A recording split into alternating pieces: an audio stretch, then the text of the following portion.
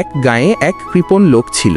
সে এতটাই কৃপণ ছিল যে শীতে গরম রাখার জন্য কয়লার বদলে শুধু কয়লার ছবি দেখত। একদিন তার বাড়িতে এক মেহমান আসল। মেহমান দেখল লোকটা কম্বল মুড়ি দিয়ে শীতে কাঁপছে, আর তার সামনে একটা দেয়ালে আঁকা অগ্নিকুণ্ডের ছবি। মেহমান অবাক হয়ে জিজ্ঞেস করল, মশাই, আপনি এত শীতে কয়লা জ্বালিয়ে আগুন পোহাচ্ছেন না কেন? কৃপণ লোকটা দাঁত কিরমির করে বলল, আহা, কি বলেন মশাই, ছবিতেও তো আগুন আছে, আর ছবি থেকে ধোঁয়াও বের হয় না, কয়লাও লাগে না, সাশ্রয় বলে একটা কথা আছে তো নাকি? মেহমান হাসতে হাসতে বলল, তাহলে আমিও ছবির বিরিয়ানি খেয়ে আসি। এই গল্প থেকে আমরা শিখি যে কৃপণতা ভালো, কিন্তু এতটাই নয় যে সেটা হাস্যকর পর্যায়ে চলে যায়। জীবনের আসল আনন্দ উপভোগ করতে কৃপণতা ত্যাগ করা উচিত। আপনাদের একটি লাইক, কমেন্ট আর শেয়ার আমার জন্য অনেক মূল্যবান।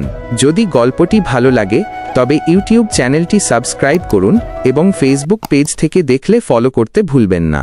আপনাদের ভালোবাসা আমার প্রেরণা।